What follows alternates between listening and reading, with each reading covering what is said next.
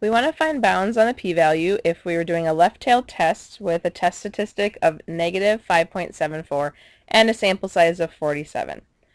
When we're doing a test for the mean, our degrees of freedom is n minus 1, so we will get 46. And we have negative 5.74, but we always look up the positive of our value in our t-table, so we're going to look for 5.74. If you go into the t-table and you look for row 46, what you're going to find is that that's not an option. We do have a 40 and we do have a 50. The rule for using the t-table is to always go to the next smallest degrees of freedom. So for us, the next smallest below 46 will be degrees of freedom of 40.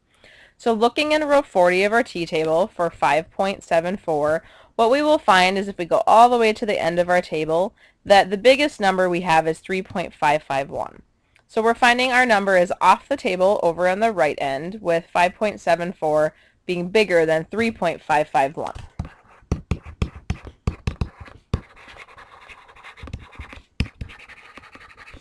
So when we look at the right tail area for 3.551, it's our very last one in the table here, we get 0.0005. So this one has a tail area of 0.0005. What that's going to mean then is when we compare our p-value to that cutoff is that we're going to get a p-value that's actually less than 0.0005. How we can think about that is drawing a picture. What we want is the area in the tail beyond our 5.74, or we can think of it as negative 5.74 on the other end, but essentially it's this area.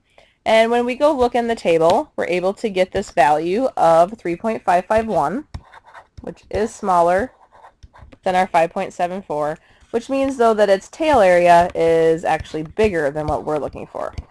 So from the table we get that that area is 0.0005. Our number is even farther out into the tail, meaning the area beyond it is even smaller. So our p-value here is less than 0.0005, which is a pretty small p-value.